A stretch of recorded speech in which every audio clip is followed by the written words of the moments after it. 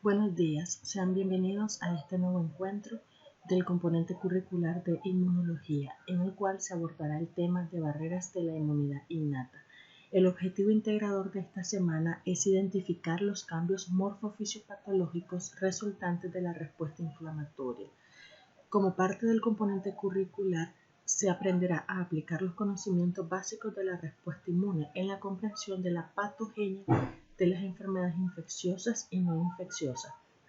En este tema específico se abordará las características de la respuesta inmune innata y las barreras que la constituyen.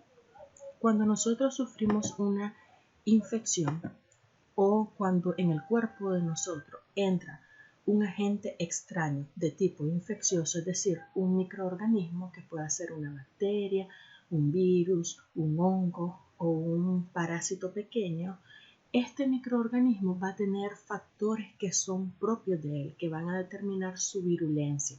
Por ejemplo, si tiene moléculas de adherencia, por ejemplo, hay bacterias que más adelante ustedes van a aprender que tienen bilis, que les sirven para adherirse a la superficie de nuestro cuerpo.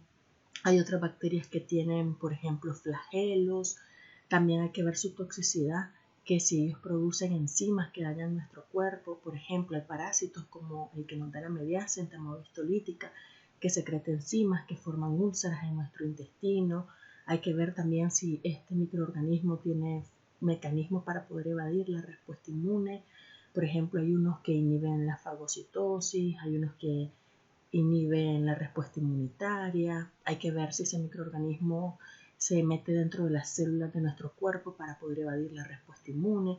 Es decir, ¿de qué depende que nosotros nos enfermemos o no? Una parte depende de qué tan dañino es este microorganismo, de los mecanismos que él tiene para hacernos daño. Lo otro depende de nuestros propios factores constitutivos, nuestra raza. Por ejemplo, las personas de África, hay personas que son resistentes a la malaria. ¿Por qué? Porque como esta enfermedad era endémica en este continente, esto provocó que las personas comenzaran a tener mutaciones en las cadenas de la hemoglobina, por ejemplo, la talasemia, la anemia drepanocítica, como un mecanismo del cuerpo para evadir la infección por malaria, ya que ese parásito requiere comerse la hemoglobina para reproducirse. Otro factor constitutivo puede ser la edad. Por ejemplo, nosotros y ustedes que son adultos jóvenes tienen un buen sistema inmune, pero imagínense a un bebito o imagínense a un anciano, tiene la capacidad de defenderse como ustedes. Y luego ya en el propio sistema inmune tenemos mecanismos inespecíficos que eso corresponden a la respuesta inmune innata y mecanismos específicos que corresponden a la respuesta adquirida. Cuando yo digo innato me refiero a todos esos barreras, mecanismos, componentes, células con las que ustedes ya nacen y están listos para luchar y defenderlos contra una infección. Es como cuando yo digo, esta persona es innata para jugar béisbol.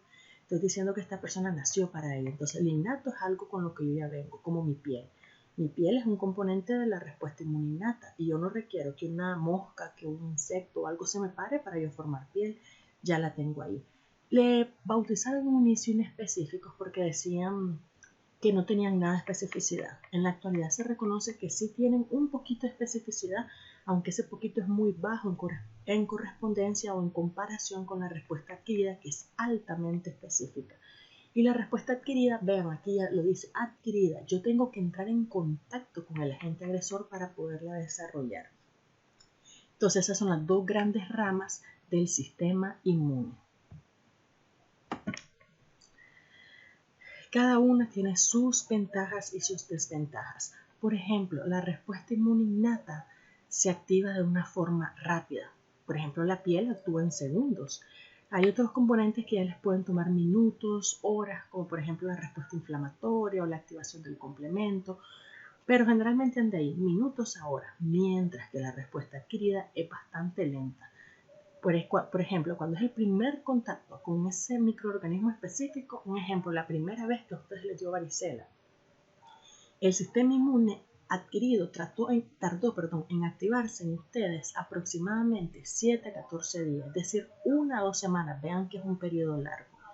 La segunda vez que tengan contacto con el virus de la varicela, ese tiempo se va a cortar gracias a la memoria inmunológica que ustedes crearon. Ya no van a ser 7 a 14 días, sino que van a ser 24 a 72 horas, en promedio 1 a 3 días. Pero ahí está una diferencia clave e importante, la memoria inmunológica. Si bien la innata es rápida, tiene una desventaja, no guarda memoria inmunológica. Es decir, si vuelve a entrar el mismo microorganismo, ella no lo recuerda. Pero la respuesta adquirida guarda memoria inmunológica. Los linfocitos B y los linfocitos T de la respuesta adquirida, cuando entró el microorganismo por primera vez, ellos se diferenciaron en células efectoras y células de memoria, de tal manera que se guardaron estas células de memoria para que cuando ocurra el segundo contacto, ya te conozco, ya sé cómo atacarte, y la respuesta inmune se activa de forma más rápida y eficiente. Esto no ocurre con la respuesta inmune innata. La especificidad. La respuesta innata es bajamente específica. Su especificidad es poca, está limitada para patrones moleculares asociados a patógenos. Eso se llama PAMP.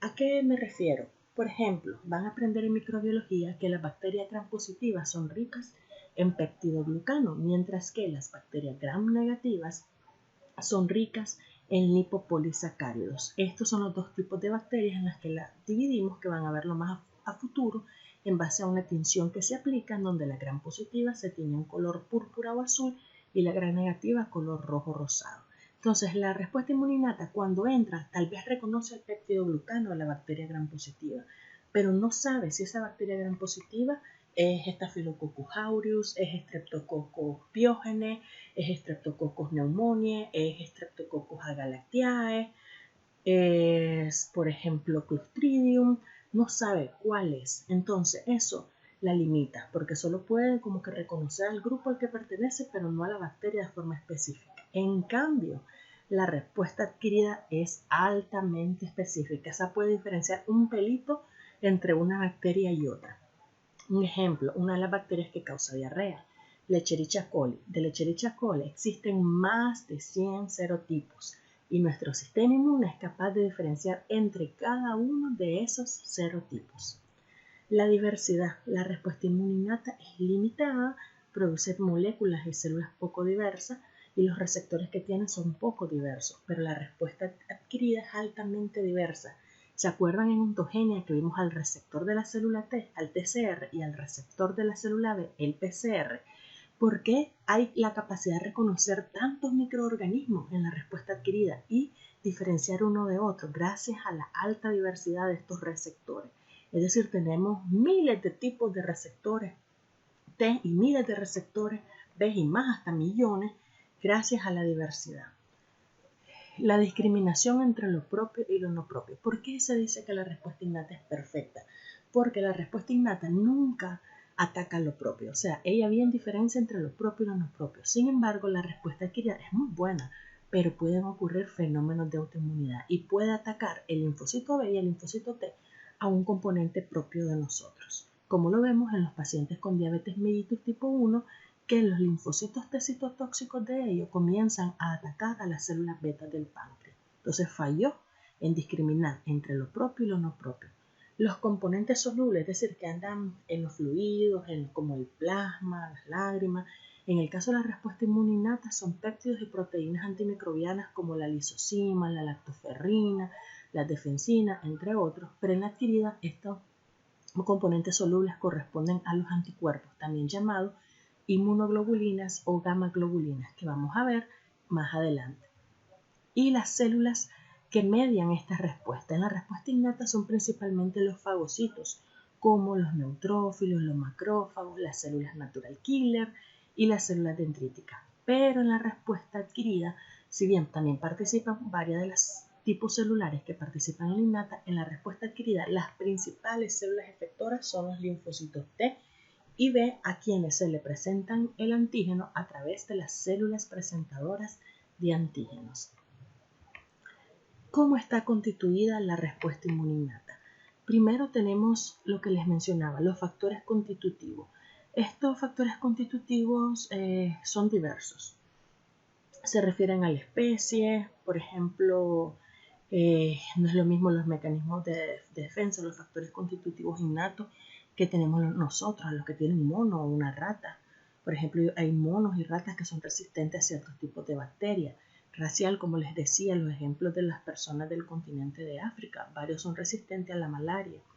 La edad y los extremos de la vida es donde hay más susceptibilidad a padecer infecciones. Los factores metabólicos, les pregunto, ¿quién cree que tiene un mejor sistema inmune? ¿Uno de ustedes que está sano o un paciente con diabetes?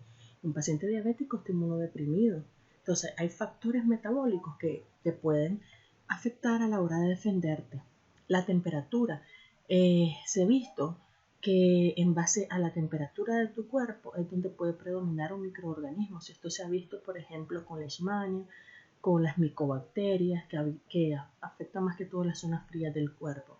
Y lo otro importante es la composición genética de cada uno de nosotros, que nos puede hacer resistentes o sensibles a una infección. Es decir, los genes que codifican para proteínas, células de las defensas, pueden variar entre una persona y otra, y eso puede hacer que una persona sea más susceptible o más resistente a una infección.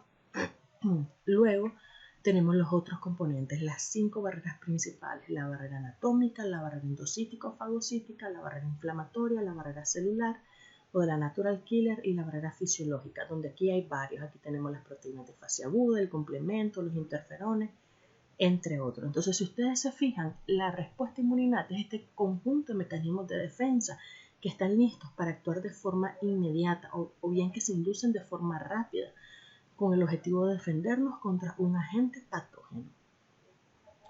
Una de las más importantes iniciales son las barreras anatómicas. Quiero hacer énfasis que dentro de la misma barrera anatómica se ubican otros componentes. O sea, ustedes ubíquense que en los sitios anatómicos del cuerpo de ustedes hay barreras que son físicas o mecánicas, que esas son propiamente anatómicas, pero también hay componentes que son fisiológicos o componentes que son de la barrera fagocítica. Por eso en la clase van a ver que les marcamos de color rojo los que están en ese sitio anatómico pero tienen más pertenencia a la barrera fisiológica, y en verde los que pertenecen a la barrera fagocítica. Mírense, vean sus manos, sus brazos y pregúntense, ¿cuál es la primera barrera que me separa a mí de los agentes agresores y patógenos que están en el exterior? Y la respuesta es fácil: la piel y las mucosas. Comencemos con la piel. La piel tiene sus dos capas que ya aprendieron en histología, la epidermis y la dermis. ¿Por qué la piel es un mecanismo de defensa? Porque la capa más externa de la piel, que corresponde a los queratinocitos muertos, es decir, la capa de queratina, es una barrera impermeable, o sea, es una barrera mecánica y física que separa el medio externo de nosotros. Y si ella está así, indemne, es decir, no está alterada, nada va a entrar. Pero ella se puede vulnerar por diferentes mecanismos. Puede ser que yo me entierre una astilla o un clavo y ya se rompió mi barrera anatómica y ahí entran gérmenes.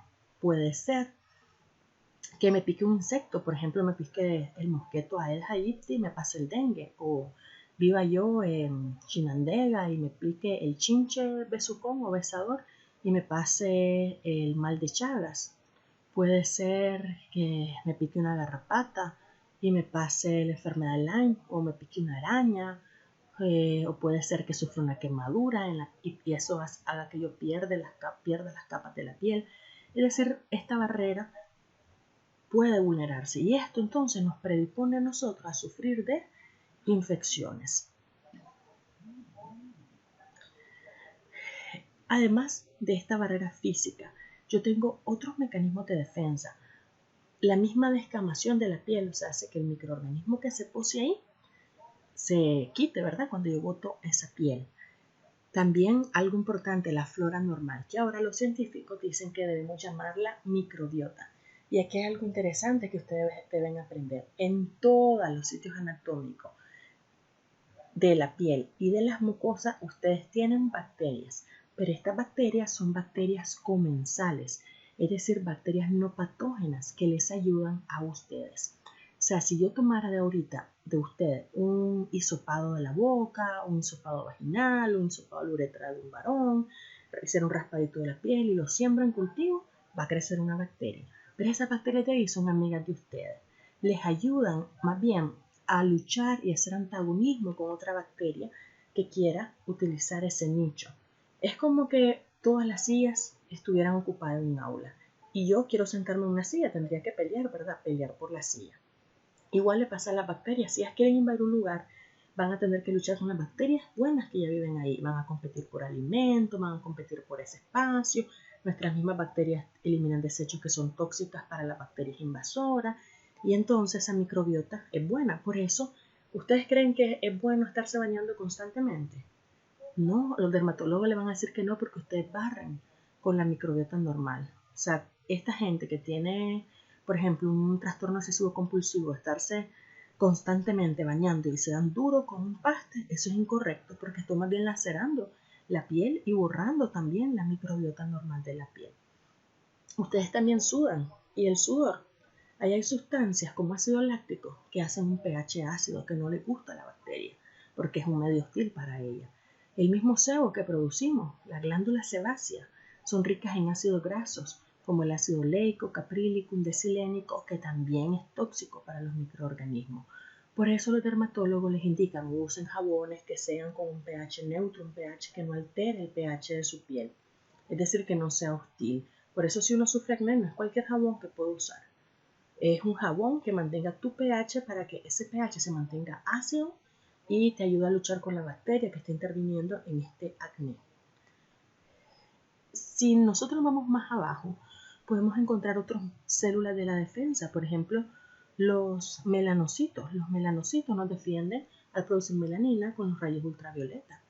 Los queratinocitos, incluso cuando no han muerto, son mecanismos de defensa porque producen defensina, interleucinas que atraen células de la defensa al sitio de la infección.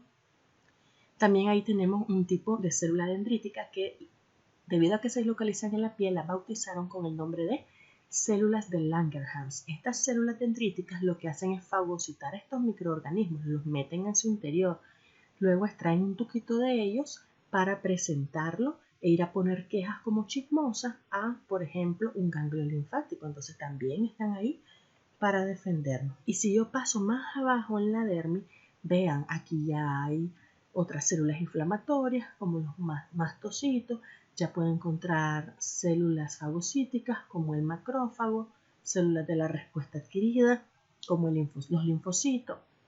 Entonces aquí ya tenemos vasos sanguíneos que nos van a ayudar a que lleguen más células de la defensa. Ahora imaginémonos que uno de ustedes come un hot dog en la calle y ese hot dog está contaminado por una bacteria y esa bacteria va a ingresar por su boca. Preguntémonos en la mucosa del tracto gastrointestinal qué mecanismos de defensa tenemos. Y aquí tenemos un montón de mecanismos de defensa. Por ejemplo, en la boca hay saliva y la saliva es rica en lisozima. La lisozima es un péptido antimicrobiano que tiene la capacidad de destruir la pared celular de las bacterias, sobre todo las bacterias gram positivas, les rompe el péptido glucano y eso hace que la bacteria muera. Si vamos más abajo y llegamos un ejemplo al estómago, el pH del estómago ahí hay ácido clorhídrico, es un pH ácido, un medio hostil. Entonces, si por ejemplo uno de ustedes tomara ranitidina, omeprazol o tomara pepto-bismol o le gusta tomar atol y leche o algo que neutralice el estómago, su pH, eso los hace susceptibles a tener infecciones. Pero si ya llegó el intestino, aquí hay un componente muy importante que ya les había mencionado en la piel, la microbiota. Vuelvo a repetirles, ustedes tienen bacterias en muchas partes de su cuerpo. Una de esas partes es el intestino. Pero esta bacteria es buena para ustedes. Como les mencioné, ellas compiten con las bacterias patógenas, también les echan sustancias, desechos que son tóxicos para ellas. Por eso a veces cuando los pacientes tienen diarrea, por ejemplo una diarrea viral por rotavirus que barrió con su flora, nosotros a veces les mandamos a tomar probióticos o prebióticos para poder reconstituir esa flora y ayudar a que la diarrea acorte su duración.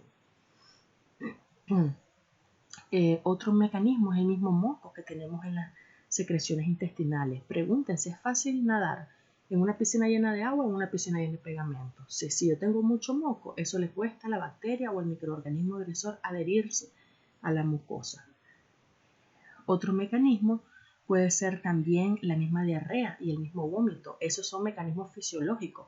¿Por qué mi cuerpo cuando me infecto me hace vomitar? Es para sacar el microorganismo. O me produce la diarrea, el aumento de la peristalsis para sacar al microorganismo. O sea, son mecanismos de defensa que está activando nuestro cuerpo.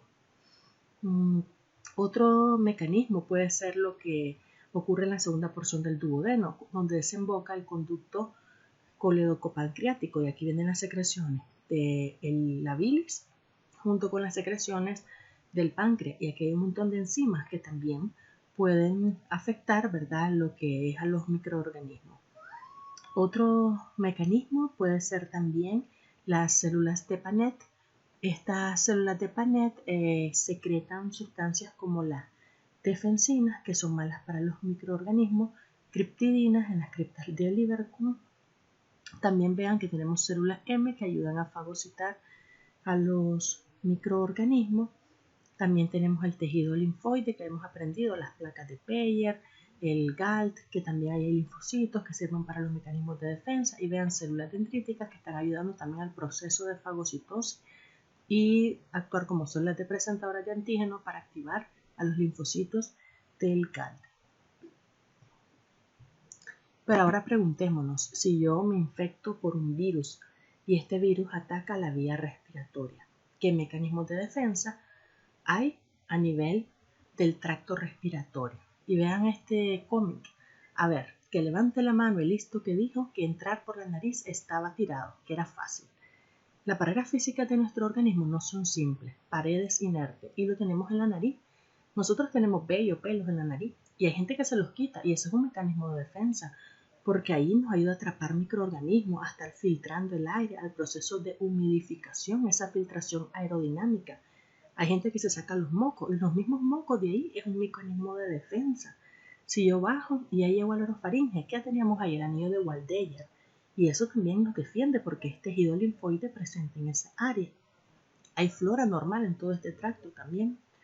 Y ahora lo característico y único del tracto respiratorio, el epitelio ciliado. O sea, las células epiteliales del tracto respiratorio son las únicas que son ciliadas. Y estos cilios es como que yo tengo una escoba que está haciendo un movimiento de latigazo para poder regresar a ese agente patógeno y poderlo sacar. Y luego cuando llega, por ejemplo, a nuestra laringe o a la orofaringe, nos activa nuestro reflejo tusígeno para poderlo sacar. Pero no solo tenemos las secreciones de la nariz, también hay secreciones de mucina en los mismos bronquios y en otras las ramificaciones también. Y si ya llegáramos a los alvéolos, ahí hay surfactante. El surfactante no solo ayuda para mantener la tensión superficial del alvéolo, sino que también tiene mecanismos para marcar a los microorganismos y así facilitar su destrucción. También ahí hay macrófagos alveolares que ayudan a fagocitar y a destruir a los microorganismos. Hay células caliciformes que están secretando moco. Vean, ahí están los cilios que hacen el proceso de barrido. Hay células dendríticas. Y todas estas células están ayudándonos a luchar contra la infección. Y al igual que en la mucosa gastrointestinal, hay un tejido linfático asociado a los bronquios llamado BALT, que en el tracto gastrointestinal recuerdan que se llama GALT. Entonces, aquí están todos los mecanismos que nos ayudan a luchar si el microorganismo entra por la vía respiratoria. Pero ahora imaginémonos que no. Imaginémonos que este entra por el tracto urogenital. ¿Qué mecanismo de defensa hay ahí? Desde la orina. La orina tiene un pH que es ácido y ese pH es un medio hostil para el microorganismo. La orina también al salir hace como un mecanismo de arrastre, es como que un chorro que va moviendo a esos microorganismos.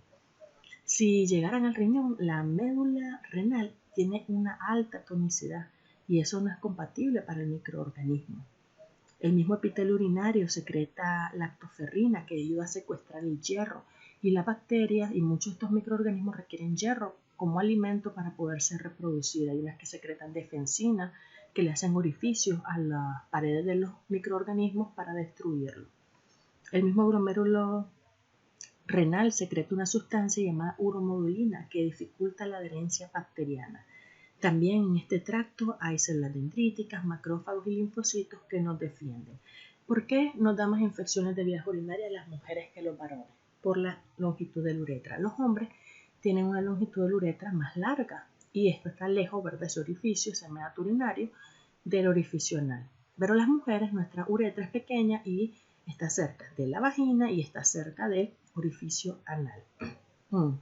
El hombre, cuando eyacula, produce sus secreciones seminales y prostáticas, y estas son ricas en espermina, zinc y prostaglandinas, que nos ayudan a defendernos contra los microorganismos.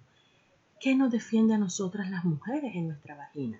Nuestro pH. El pH de la vagina de la mujer es ácido, gracias a que ahí vive una microbiota normal, es decir, vive una bacteria que es buena para nosotros. Esa bacteria se llama lactobacillus. Esta bacteria usan el glucógeno que se almacena aquí y lo transforman en ácido láctico. Por eso ustedes van a ver que está contraindicado que las mujeres nos hagamos duchas vaginales. Hay mujeres que dicen, quiero andar mi vagina más olorosa, y entonces se meten ahí jabones que la gente le llama duchas vaginales, se quieren lavar y meten los dedos por dentro, y eso es malísimo, porque ustedes están matando a los lactobacilos. Y eso hace que pierdan a esta bacteria y más bien el pH se vuelva alcalino y después llega la mujer infectada con ya sea un hongo como cándida, y esta mujer que quería andar olorosa más bien llegó con una infección. Ese olor, muchachos, ese flujo que ustedes tienen en su vagina es normal y eso es parte de nuestros mecanismos de defensa. Incluso cuando nos llegan mujeres con infecciones vaginales como tricomonas, garnerela, a veces nosotros les mandamos a hacer asientos en yogur o le mandamos a comprar el lactobacilo en óvulo para buscar cómo ayudarle a que esta flora crezca, cree un pH ácido y ayuda a luchar contra la infección. El yogur porque es rico en lactobacilos. Entonces, recuerden eso, las bacterias presentes en nuestra vagina son buenas para nosotros. O sea, los lactobacilos son nuestros amigos.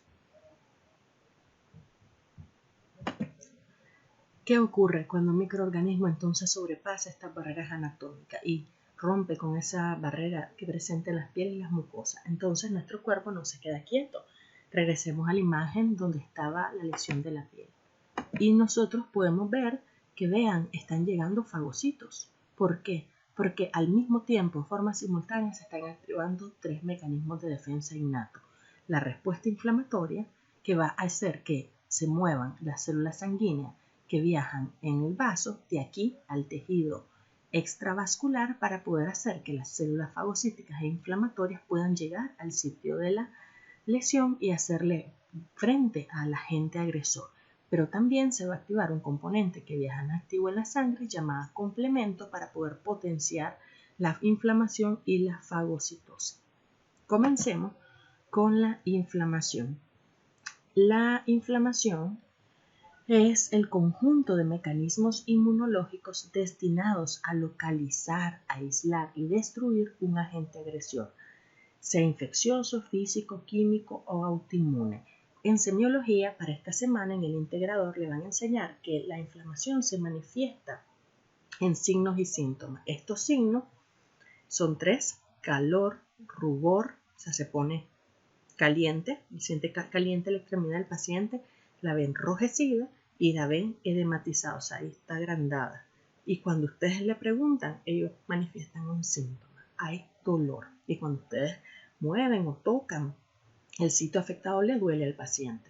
Y si esto avanza, el paciente puede perder la función, es decir, que no tenga movilidad de esa extremidad. Y a ella se le llama péntada de Virchow. La inflamación, recuerden, y vuelvo a repetir, se activa simultáneamente con la fagocitosis y el complemento. Y se puede activar por diferentes mecanismos. Puede ser que yo sufrí un trauma, puede ser que me picó un insecto, puede ser que se me enterró un clavo o una astilla que estaba contaminada y me va a dar esos signos que ya miramos anteriormente. Pero yo debo preguntarme, ¿qué efectos sistémicos están ocurriendo en el paciente? Es decir, cómo este daño tisular está haciendo que las células que viajan en los vasos sanguíneos hagan paso de este espacio intravascular al espacio extravascular. Es decir, debe ocurrir la secreción de moléculas vasoactivas y quimioatrayentes para que modifiquen estos vasos y hagan que lleguen y se atraigan al sitio de la infección a las células de la defensa. Esos capilares van a aumentar su permeabilidad para que puedan salir estas células y estos neutrófilos y estos fagocitos van a migrar por un mecanismo llamado quimiotaxis que consiste en atraerlos químicamente al sitio donde está la bacteria para luego ser fagocitados y destruidos. Esto va a dar obviamente señales también a la médula ósea para que aumente la hematopoiesis de las células de la defensa. Y entonces, como aprendimos la semana pasada, en base al tipo de agente agresor, por ejemplo, si es una infección bacteriana, probablemente voy a esperar que se encuentre leucocitosis, aumento los leucocitos con neutrofilia. Si es una infección viral, si lo que entró por ahí es un virus, puedo esperar que ocurra una linfocitosis. O sea, como aprendimos la semana pasada, las señales que vaya a recibir la médula ósea va a depender del agente agresor que entró. Y esta inflamación, en términos generales, van a ver con nosotros patologías que se dividen en 3 grandes fases. La fase vascular, que también en el libro de inmunología sale como iniciación. La segunda fase, que es la fase celular aguda, que también se llama consolidación. Y la última fase, que aquí pueden irse a 2 vías. O sea, la segunda fase puede evolucionar hacia 2. 1, evolucionar hacia resolución, o sea, que te cures, o 2, hacerse crónica. Que eso es malo, ¿verdad? Ese paciente que no le resuelve la inflamación, eso se hace crónica. Y eso, parte de la crónica, lo van a ver con patología la siguiente semana en inflamación crónica y lo van a ver con nosotros también en esa semana con lo que es la respuesta inmune adquirida con la formación de los granulomas. Entonces, la primera fase, que es la fase vascular, patología va a enseñarles lo que son estos cambios fisiopatológicos desde el punto de vista vascular y nosotros vamos a centrarnos ahorita en los cambios inmunológicos que le ayudan a que se lleven a cabo estos pasos de la fase vascular. Entonces, en un momento cuando ocurre el daño tisular o la infección, lo primero que hay es una vasoconstricción transitoria, es decir, breve. O sea, brevemente los vasos sanguíneos se hacen constricción. Pero luego hay una vasodilatación. ¿Por qué? Porque yo quiero aumentar el flujo de sangre para que lleve células al sitio de la lesión. Es como que hubiera una guerra. Yo quiero mandar soldados al sitio donde ocurrió la invasión, ¿verdad? Entonces igual hay que aumentar las rutas a ese lugar.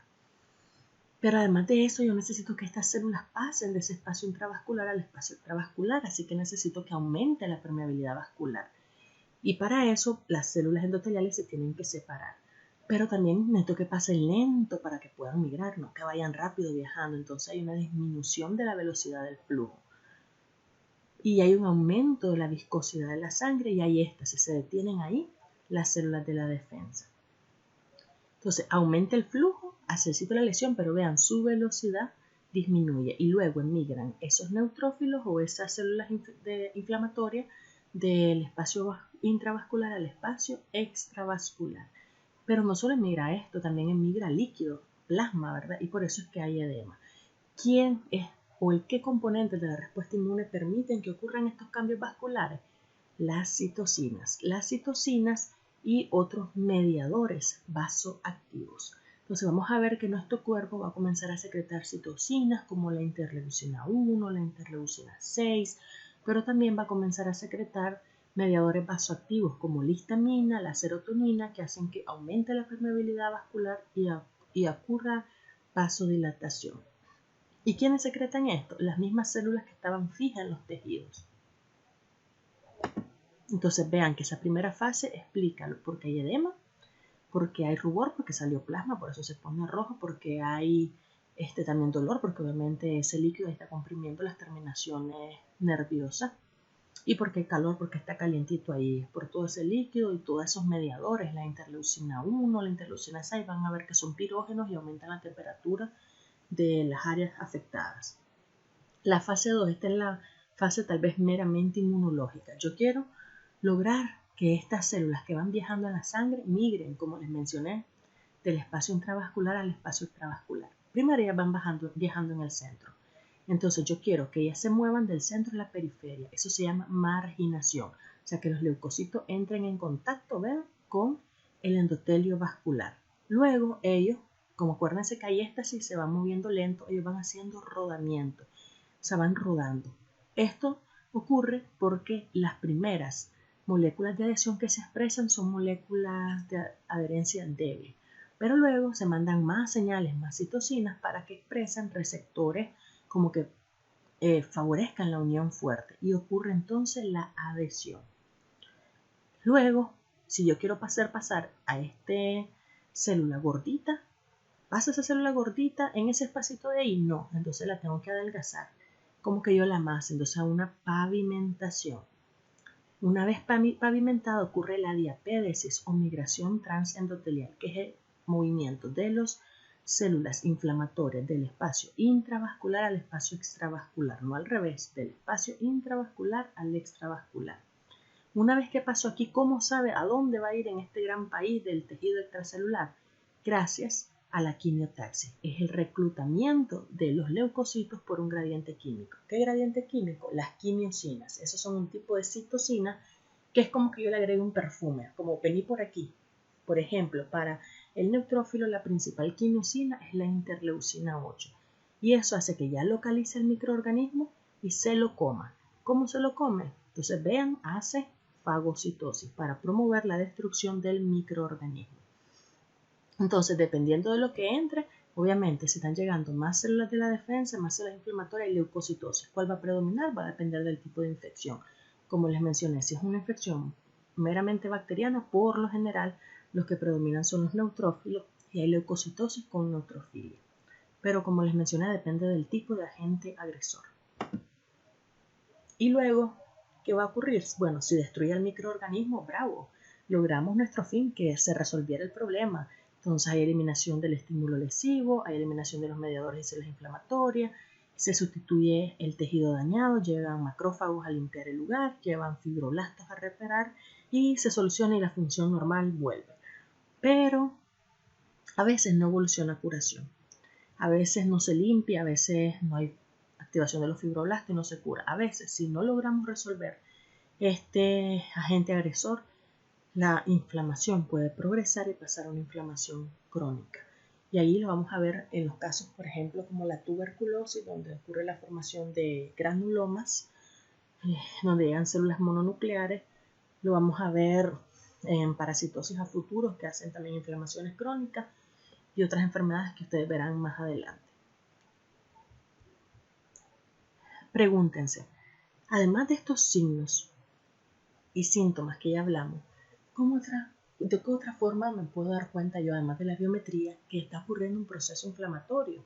Entonces vamos a ver más adelante que hay marcadores para esa inflamación. Uno de los marcadores más utilizados es la proteína C reactiva, PCR. No la confundan con PCR de la que se manda para el COVID, porque ese PCR es reacción en cadena de la polimerasa. Esta es PCR de proteína C reactiva. ¿Qué ocurre? Cuando las células inflamatorias reconocen a estos microorganismos, yo les he mencionado varias veces que ellas secretan citocinas. Dentro de estas citocinas secretan interleucina 1 y C, la cual hace que el hígado comience a sintetizar sustancias que busquen cómo fomentar la destrucción de estos microorganismos. Dentro de estas sustancias se encuentran las proteínas de fase aguda y una de las más importantes es la proteína C reactiva.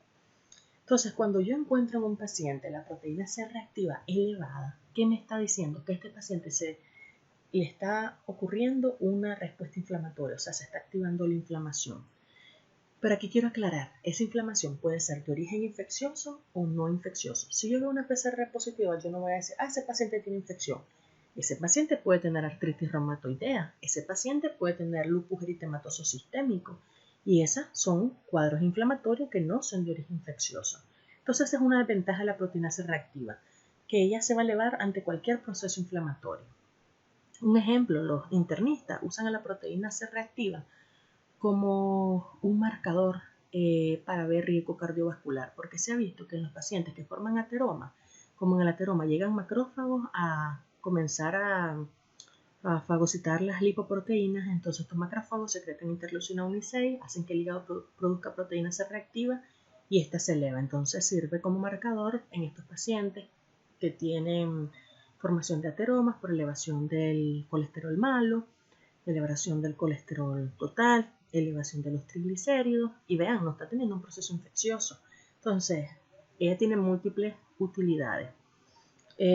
Por ejemplo, en los hospitales, cuando nos nace un niño, y este niño es hijo de una mamá que tuvo ruptura prematura de membranas y me nace ahí con síntomas que me hacen sospechar que este niño, o signos que puede ser que esté infectado, y yo no quiero esperar para iniciar antibiótico, mándeme una proteína C reactiva. Si este niño tiene elevada la proteína C reactiva, este bebito, quiere decir que se le activó ya su respuesta inmune, algo entró, algo algo le pasó a la mamá en ese canal del parto, o algo le pasó ahí por su placenta a ese niño, y por eso ese niño trae la proteína C reactiva elevada. Hay otros marcadores que son mejores, pero caros, como la procalcitonina. La ventaja de la procalcitonina es que generalmente se eleva en procesos infecciosos. Entonces, esta se nos ayuda un poquito a discernir si la inflamación es de origen infeccioso o no infeccioso. Y hay otros, ¿verdad? Pero esos dos que les mencioné son los más utilizados. Cuando ya llegan al sitio de la inflamación, van a activar, las células que llegan ahí van a activar la siguiente barrera, que es la barrera endocítica fagocítica, para que aquí ocurra el fenómeno de la fagocitosis. Pero primero diferenciamos la fagocitosis de los otros procesos de endocitosis. Endocitosis es el proceso de meter algo al citoplasma de una célula, es decir, es cuando la célula introduce a su citoplasma partículas, fluidos o agentes externos con el objetivo de destruirlo, principalmente ese es su objetivo. Y esta endocitosis puede ser fagocitosis, pinocitosis o endocitosis mediada por receptor. La fagocitosis es la ingestión de partículas complejas o células. Esto ocurre en las células, solo en las células inmunes, como los fagocitos, que vamos a ver que los principales son los neutrófilos y los macrófagos. Y aquí vamos a ver que cuando ocurre es como que yo extienda mi brazo. Se van a proyectar unos pseudópodos, es decir, hay una evaginación de la membrana con el objetivo de hacer un cierre en cremallera, meter el microorganismo y se forma una vesícula llamada fagosoma, la cual se va a fusionar con el lisosoma, formar el fagolisosoma y en el interior las partículas van a ser degradadas. Y luego va a eliminar por exocitosis el material procesado. La pinocitosis ocurre en casi todas las células del cuerpo y es para ingerir líquidos y solutos. Y a diferencia de la fagocitosis, aquí ocurre invaginación, o sea, se hunde la membrana. Y esto es un proceso constitutivo que ocurre constantemente. La vesícula que se forma se llama pinosoma. Este líquido que es ingerido es fácilmente absorbido, por lo cual no requiere exocitosis. Por ejemplo, cuando las células ingieren enzimas o hormonas. Y la endocitosis mediada por receptor es un proceso de ingestión de moléculas específicas mediante la utilización de receptores. También se da por un proceso de invaginación y es selectivo, ocurre también en múltiples células del cuerpo. La vesícula que se forma se llama endosoma y también el material que es digerido es fácilmente procesado y metabolizado y no requiere exocitosis. Hay endocitosis por receptor en procesos inmunológicos, como lo vamos a ver en la respuesta humoral, que los linfocitos B pueden hacer endocitosis de su receptor, es decir, del PCR, para poder introducir un antígeno y procesarlo. Como les mencionaba, las principales son los macrófagos y los neutrófilos, pero también las células dendríticas son células fagocíticas. Repetimos, la fagocitosis es el proceso por el cual células especializadas buscan, localizan, identifican e introducen a su citoplasma partículas, gérmenes o células extrañas con el objetivo de comérselas, destruirlas y extraer de ellas las partículas más capaces de estimular la respuesta inmune para presentárselas a los linfocitos. Pero de estos tres, solo dos pueden presentar antígenos. Es decir, esta última parte solo la pueden hacer los macrófagos y las células dendríticas. Quiero aclarar que los neutrófilos no pueden presentar antígenos. Y estos tres se llaman por eso fagocitos profesionales. Los neutrófilos circulan en sangre, mientras que los macrófagos y las células dendríticas, como hemos visto en la barrera anatómica, están localizadas en diferentes tejidos. Los neutrófilos son los únicos que son granulocitos, mientras que las células dendríticas y los macrófagos son agranulocitos. Los neutrófilos son las primeras células en llegar al sitio de la inflamación. Los macrófagos son los que inician los procesos inflamatorios, porque como ellos están fijos en los tejidos, secretan interleucinas para que lleguen estas primeras células al sitio de la infección, que son los neutrófilos. También las células dendríticas se activan frente a procesos proinflamatorios. Como les mencioné, solo los macrófagos y las células dendríticas pueden presentar antígenos. Algo muy llamativo que diferencia al macrófago es que él no muere al cumplir su función fagocitaria. Más bien ellos se pueden convertir como en un Terminator, tienen la capacidad de reconstruir su arsenal enzimático y matar más células. Y van a aprender más adelante que ellos en los tejidos pueden multiplicarse, pueden dividir sus núcleos y formar células gigantes multinucleadas. Esta capacidad no lo tienen las células dendríticas. Las células dendríticas y los neutrófilos generalmente mueren al cumplir su función. Los neutrófilos no se multiplican en los tejidos y en las células dendríticas solo algunas subpoblaciones tienen esa capacidad de multiplicarse en los tejidos. Miremos los pasos de la fagocitosis. Entonces, el primer paso es la quimiotaxia, es decir, que la célula de la defensa sea atraída hacia la partícula y luego esta se adhiera.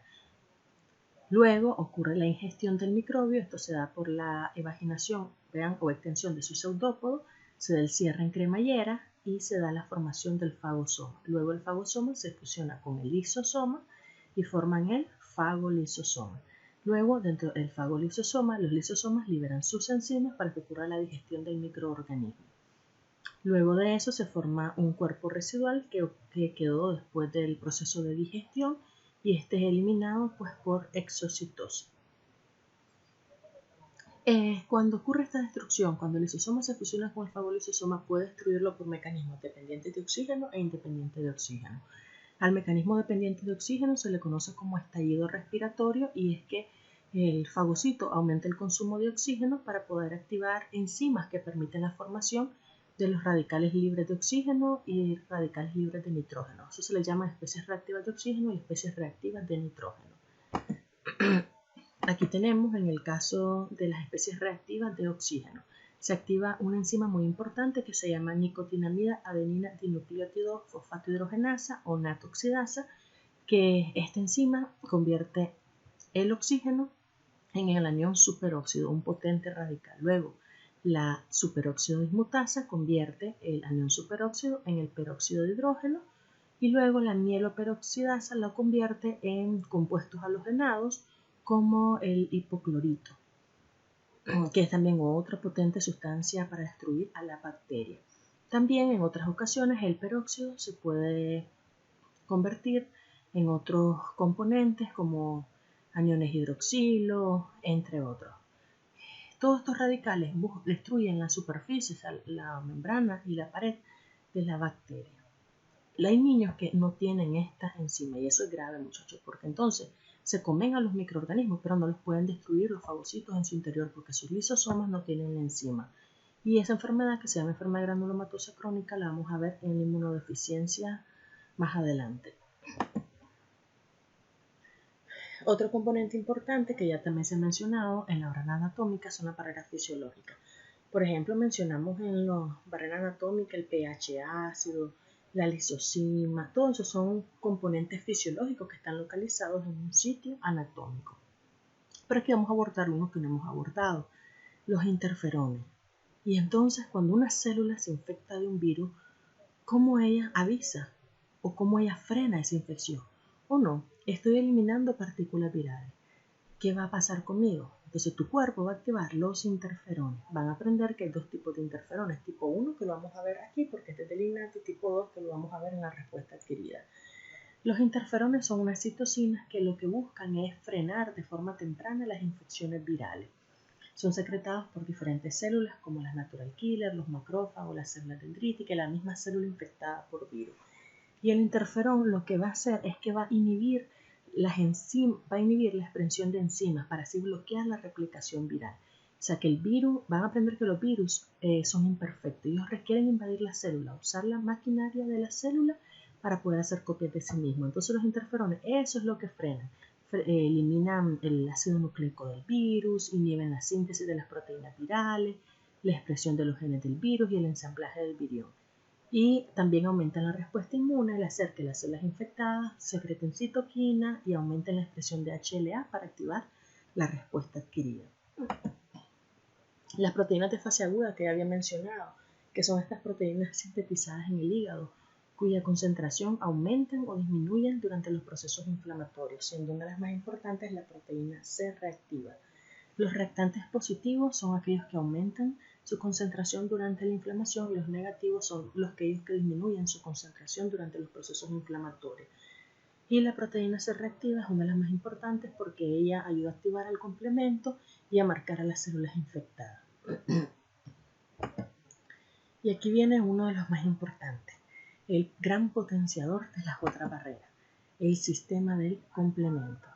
Entonces, el sistema del complemento es un sistema de vigilancia inmunitaria que está compuesto por más de 50 proteínas solubles que viajan en el plasma y otros fluidos que buscan cómo ayudarnos a aislar y eliminar microorganismos, células moribundas y complejos inmunes del cuerpo. Se producen la mayoría de ellas en el hígado y viajan de forma inactiva en la sangre, tipo los factores de la coagulación. Eso le dicen que viajan como simógenos o de forma proenzimática, y al igual que la coagulación se activan como una cascada, es decir, tienen una activación secuencial. Y existen 3 vías del complemento. La vía clásica, que quiero aclarar, la vía clásica no es de la respuesta inmune innata, porque como explicaré más adelante, para activar la vía clásica se requiere de anticuerpos, que ya vimos que es un componente de la respuesta inmune adquirida. Realmente los componentes del complemento que forman parte de la respuesta inmune innata son la vía alterna y la vía lectina, pero por fines académicos explicaremos las 3 aquí, pero hago énfasis, la vía clásica no es de la respuesta inmune innata. Estos factores del complemento tienen múltiples funciones. Vamos a aprender que ellos potencian la inflamación, aumentan la quimiotaxis para que lleguen más células de la defensa al sitio de la infección. Van a ver que ayudan a alisar a los microorganismos, a activar a las células, a que las células puedan opsonizar. Opsonización es un mecanismo para aumentar la fagocitosis. Van a aprender que se pueden marcar a las células o pueden marcarse a los agentes patógenos. Es como que le ponga algo que lo atraiga más al fagocito y lo recubra de eso, y es como que yo diga, comeme. Entonces ese fagocito va a ser mejor atraído y va a facilitarse el proceso de la fagocitosis. Eso se llama opsonización, y eso lo potencia el sistema del complemento. Van a aprender también más adelante que ayuda a eliminar a los complejos inmunes y a las células muertas apoptóticas. Y en la respuesta adquirida más adelante, con la vía clásica, van a aprender que potencia la respuesta de los anticuerpos, promueve la respuesta de los linfocitos T, elimina los linfocitos B autorreactivos, mejora la memoria inmunológica y disminuye la función de los linfocitos T reguladores. Y aquí pueden ver a las 3 vías. Les repito, vean, aquí está, la vía clásica es activada por un anticuerpo, por eso esta es de la respuesta adquirida. Y solo las rosaditas, la vía alterna y la vía lectina, es de la respuesta inmune innata. Y aquí vemos cómo potencian la inflamación gracias a unas anafilotoxinas, así se llaman las moléculas que potencian la inflamación, que son el C3A y el C5A. También vamos a ver que a través de un componente que se llama C3 favorece la opsonización y la fagocitosis, y a través de una molécula que se llama CAM, el complejo de ataque a la membrana, ayuda a formar poros en la superficie del microorganismo para que ocurra la lisis del mismo. En la plataforma les colgamos un video que es un video animado donde explica a detalle cada una de las vías para que lo revisen. Se los explicaré en esta forma resumida. La vía clásica está, como les vuelvo a repetir, es de la respuesta adquirida. La vía clásica se activa cuando se une un antígeno con un anticuerpo. Como ustedes lo pueden ver aquí, aquí está el anticuerpo, una inmunoglobulina M uniéndose al antígeno. Entonces, algo que debo recalcar es que la mayoría de los componentes del complemento se numeran y se utiliza la letra C. Entonces hay C1, C2, C3 hasta el C9. Los que fueron descubriendo posteriormente les pusieron otras letras como factor B, factor D. Ellos siempre tienen 2 partes, una de mayor peso molecular y una de menor peso molecular. Entonces, una A y una B. Por lo general, la de mayor peso molecular suele ser la fracción B y la de menor peso molecular la fracción A. La única excepción es el C2, donde en el C2A es de mayor peso y el C2B es de menor peso. Generalmente el del menor peso se elimina y pasa al plasma, y solo se queda en la superficie del microorganismo el del mayor peso. Cuando se activan y ya no están como simógenos, se les pone una raya encima a la convertasa para indicar que ésta se activó. Entonces, regresando a la vía clásica, se activa por la unión antígeno-anticuerpo. Y el primer componente que ellos activan es el C1. El C1 tiene 3 subunidades, QRS. y este es como una tijera que va a cortar al C4 y al C2. Entonces al C4 lo va a dividir en dos partes, C4A y C4B, y al C2 en C2A y C2B. Como el que tiene mayor peso molecular es el C4B y el C2A, entonces esos son los que se quedan en la superficie del microorganismo y se forma la convertasa S3 que está constituida por C4B2A, y vean que le pasan una raya encima para indicar que está activado, mientras que el C4A y el C2B, esos pues difunden al plasma. Se le llama convertasa S3 porque actúa de nuevo como una tijera que va a cortar al C3 en C3A y C3B, que es lo que ven aquí, miren, C3A y C3B. El C3A se va a la sangre y se queda el C3B, de tal manera que se une C4B a 3B y se forma la convertasa de C5. Se llama así porque corta como una tijera al C5 sacando el C5A y el C5B. Queda el C5B y este va a formar el complejo de ataque a la membrana al activar el C6, C7, C8, C9 que se va a polimerizar y así se forma el complejo de ataque a la membrana que hace el poro en la superficie del microorganismo. Esto es la vía clásica. La vía de las lectinas es así, es de la respuesta inmune innata, y aquí esto se activa porque entra en microorganismos que tengan un azúcar en su superficie llamado manosa, de tal manera que se active una lectina llamada lectina de unión amanosa. Esta lectina de unión amanosa, al unirse a la manosa de la pared celular del microorganismo, activa a una serin proteasa llamada más 1 más 2, siendo la más potente más 2, que corta al C4 otra vez en C4A, C4B, y también al C2 en C2A y C2B, para que se forme la convertasa S3, que había dicho que era C4B2A, esta corta al C3 en C3A y C3B, se pega el 3B, C4B2A3B es la convertasa S5, se divide C5 en C5A y C5B, y otra vez se forma el complejo de ataque a la membrana. Si ven, la diferencia entre la vía clásica y la vía de las lectinas es cómo inician, pero coinciden aquí en el C4 y el C2. La vía alterna esa sí es completamente diferente. Normalmente hay mucho C3 en la sangre porque es uno de los más abundantes de los componentes del complemento. Y este constantemente se está hidrolizando, pero se separa en C3A, C3B, pero se vuelve a unir. Y así está constantemente. Pero si nosotros sufrimos una infección, entonces al hidrolizarse el C3A y el C3B se le pega a la superficie microbiana y se activa un factor llamado factor D que divide al factor B en BA y BB. El C3B, el BA pasa a la sangre porque acuérdense que las A son las de menor peso, excepto para el C2, y el C3B se une al BB, ahí está, y queda la convertasa S3. Si se fijan entonces, la convertasa S3 de la vía alterna es diferente a la convertasa de C3 de la vía de las lectinas y la vía clásica, porque aquí se llama C4B2A y aquí se llama C3BB. C3BB corta como una tijera al C3 en C3A y C3B, se le pega el C3B que es el de mayor peso molecular y se forma la convertasa S5. C3B, BB3B que corta el C5 en C5A, C5B y el C5B forma el complejo de ataque a la membrana. Si se fijan, las tres vías convergen en el C5. Esto está mejor explicado en un video animado donde van a poder ver este proceso que les expliqué de una forma que sea más sencilla. Vean el video para que puedan entenderlo mejor. Pero igual aquí está secuencial lo que van a ver en el video, pero repito, véanlo para que de verdad le puedan entender. Aquí queda así para que vean la formación del complejo de ataque a la membrana, donde se polimeriza el C9, se forma un poro y entonces hay un choque osmótico. Se le sale todo el líquido y los electrolitos al microorganismo y se muere, hay lisis celular. Vuelvo aquí, vean, aquí está la formación del C5B, activa al 6, al C7, al C8, hasta el C9 y se forma el poro. Eso se llama complejo de ataque a la membrana que cumple con la función de la lisis celular. Y por último aquí tenemos la última vía, la barrera celular. Y aquí tenemos a la natural killer. La natural killer junto con los interferones son los principales componentes o primera línea de defensa de la barrera innata frente a las infecciones virales.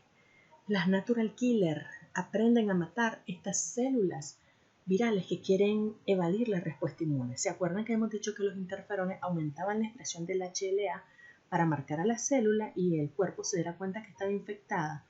Adivinen, estos bandidos a veces desencadenan mecanismos para evadir esta respuesta inmune y quieren ocultar a ese HLA. Entonces hay células virales que suprimen la expresión de HLA para que no las pueda reconocer las células de la respuesta adquirida. Pero nuestro cuerpo no es tonto. Entonces llegan las células natural killer, que tienen la capacidad de reconocer a estas células que no expresan HLA. El HLA es el antígeno leucocitario humano. Ese antígeno van a aprender que existen dos tipos, HLA1 y HLA2. Y el 1 van a aprender que estén todas las células nucleares de nuestro cuerpo, excepto los eritrocitos. Es decir, todas nuestras células tienen que tener HLA. Entonces, si la natural killer se encuentra en una célula, como vamos a poner una célula epitelial cervical y no tiene HLA, ella dice, un momento, aquí hay algo raro. ¿Por qué esta célula epitelial que es nucleada no tiene HLA? Me parece que está rara. Tal vez algo se metió en su interior, suprimió la expresión de HLA, matémosla. No solo funciona contra infecciones virales, también en el cáncer, porque el cáncer puede también hacer eso. Entonces nos ayudan a defendernos contra infecciones virales, células trasplantadas, células tumorales.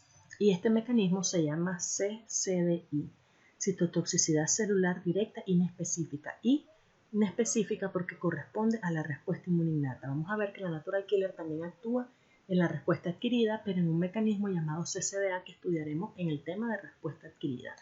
Y esto es como un modelo de señales que se llama modelo de lo propio faltante. Entonces lo que debemos aprender es que la natural killer tiene dos tipos de receptores.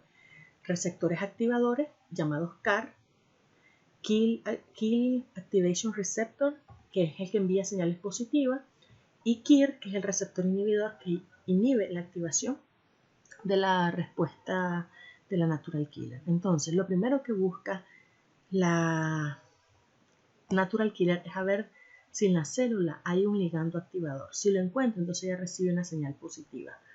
Pero si el receptor inhibidor se encuentra en la HLA1 y estos predominan las señales inhibitorias sobre las señales activadoras, entonces es un momento natural killer, no mates, porque hay más receptores inhibitorios activados, es decir, hay mucha expresión de HLA1. Esta célula no creo que esté activada, no creo que esté infectada, déjala sobrevivir. Entonces así es como las células sanas no son destruidas por las células natural killer. Pero aquí está el modelo de lo propio faltante. Hay células, como les mencioné, infectadas por virus o células cancerígenas que dejan de expresar HLA1. Vean, no hay HLA1. Entonces, un momento, discúlpenme que se me desconectó aquí. Entonces, vean que aquí no hay HLA1. Me regreso para solo ver la diferencia.